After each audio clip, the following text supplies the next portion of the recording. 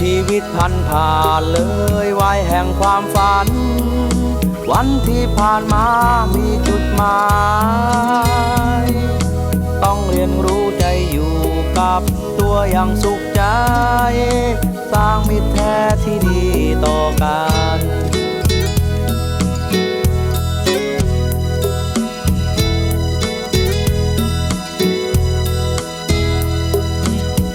ชีวิตผ่านทุกวันอย่ามัวเช้า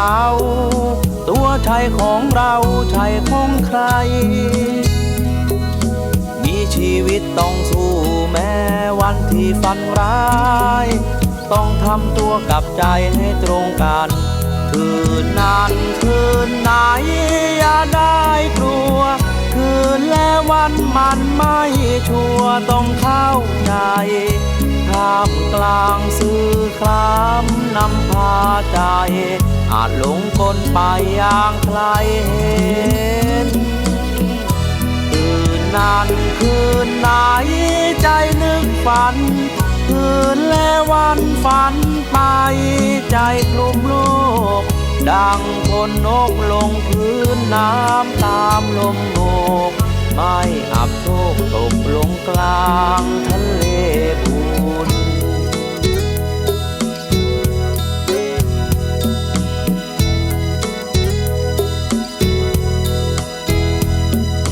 ทุกชีวิตทุกคนต้องหาถูกเป้าหมายใจในร่างกายต้องให้เจอทุกจะเกิดซ้ำน้ำใจเราเสมอหาพระธรรมให้เจอก็เป็นสุข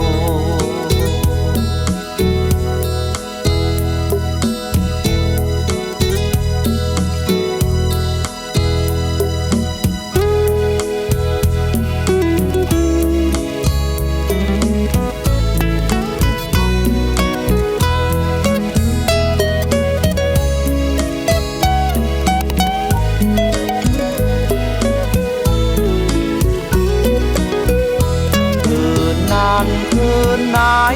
อย่าได้กลัวคืนและวันมันไม่ชัวร์ต้องเข้าใจ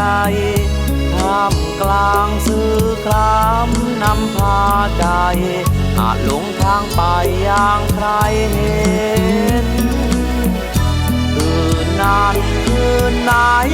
ใจนึกฝันคืนและวันฝันไปใจกลุ่มโลกดังคนนกลงพื้นน้ำตามลมโบกไม่อับโชคตกลงกลางทะเลบุญแม้ชีวิตผ่านเลยวัยแห่งความฝันวันที่ผ่านมามีจุดหมายต้องเรียนรู้ใจอยู่กับตัวอย่างสุขใจสร้างมิตรแท้ที่ดีต่อกันต้องเรียนรู้มาบวชพระนั้นสุขเช่นไรเป็นพระแท้ที่ดีตลอดกาล